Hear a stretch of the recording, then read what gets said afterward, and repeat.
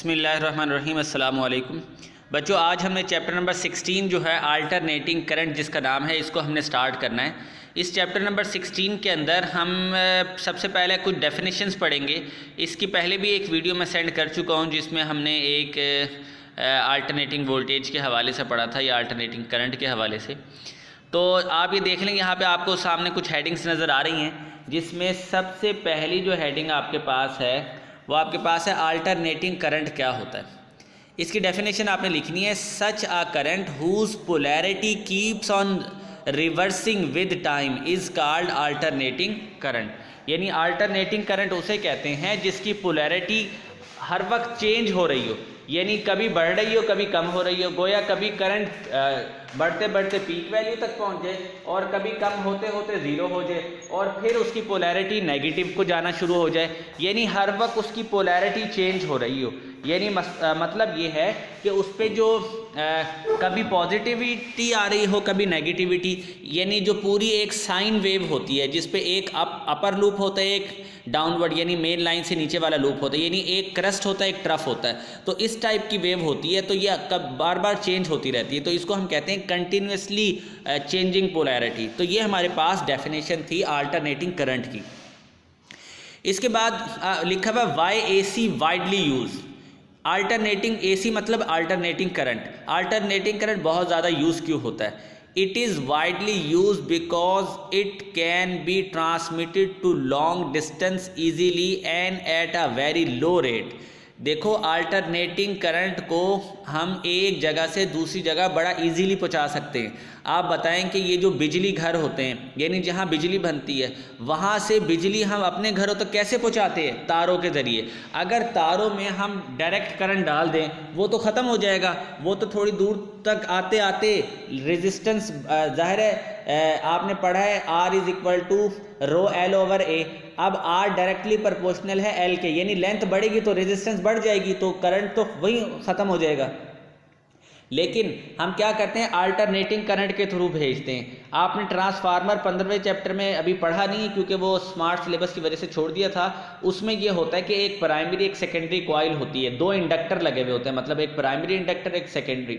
अब क्या होता है कि मैग्नेटिकली वो लिंक्ड होती हैं। अल्टरनेटिंग करंट कम या ज़्यादा होता रहता है। जब अल्टरनेटिंग करंट बार बार कम होता है और बार बार ज़्यादा होता है तो इससे मैग्नेटिक फ्लक्स चेंज होता है। तो एक कॉइल से दूसरे कॉइल के अंदर मैग्नेटिक फ्लक्स इंड्यूस होने से दोबारा से वोल्टेज और करंट हम बढ़ा सकते हैं, जैसे स्टेप अप ट्रांसफार्मर लगाकर।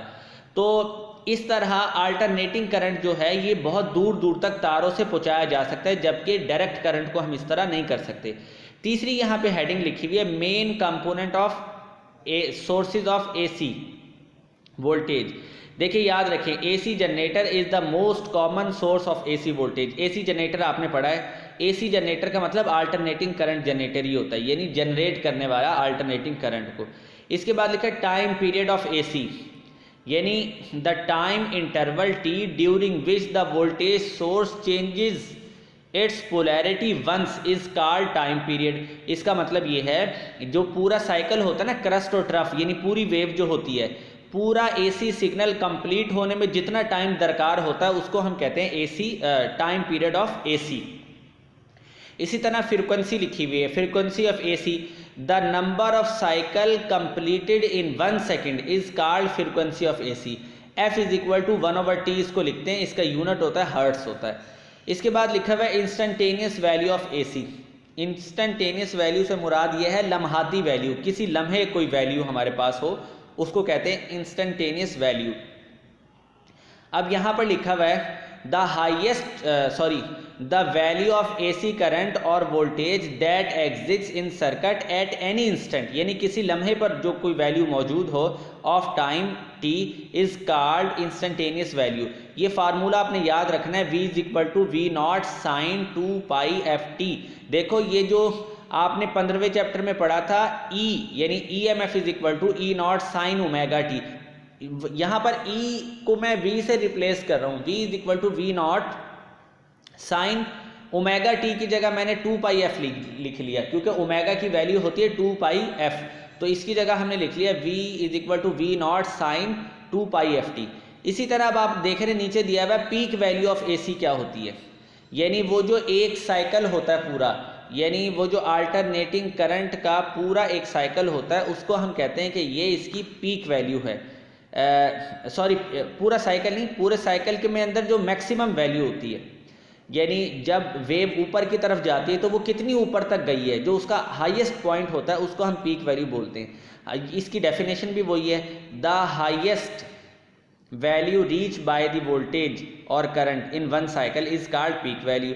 इसी तरह पीक टू पीक वैल्यू, यानी एक पॉजिटिव साइकिल होता है, एक नेगेटिव साइकिल होता है, ये बात तो आपने पढ़ी हुई है। यानी एक पॉजिटिव साइकिल और एक नेगेटिव साइकिल, जो एक क्रस्ट होता है और एक ट्रफ होता है, वेव के दो हिस्से होते हैं, एक क्रस्ट और एक ट्रफ।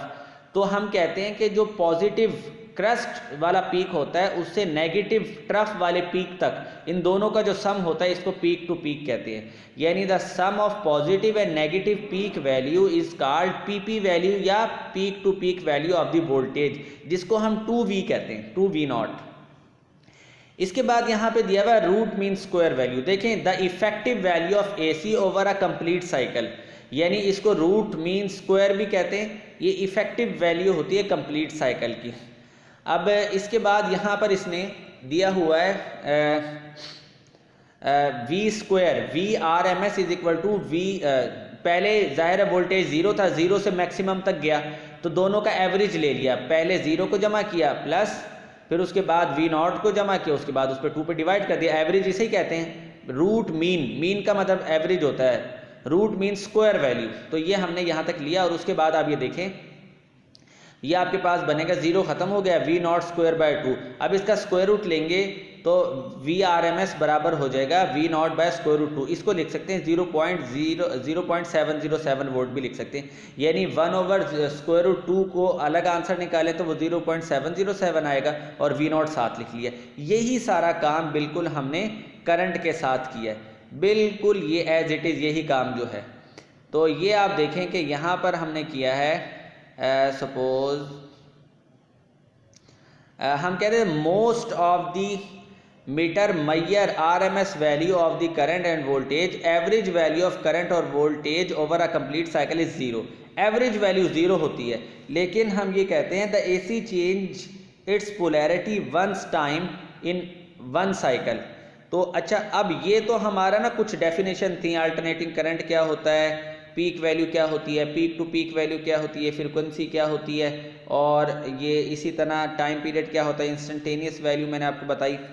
अब ना एक दो डायग्राम्स हैं वो इस वीडियो के डिस्क्रिप्शन में मैं सेंड कर रहा हूँ, तो वो भी आपने देख लेनी है। वो जैसे को एक पीक टू पीक वैल्यू की होगी, एक शो कर रही होगी पीक वैल्यू को, इसी तरह तो रूट मीन स्क्वायर वैल्यू की एक डायग्राम, एक वेव डायग्राम होगी, वो डिस्क्रिप्शन में होगी, वो आपने देख लेनी है। इससे आपका ये टॉपिक हल हो जाएगा। जज़ाकल्लाहु खैरन कसीरा। अल्लाह हाफिज़।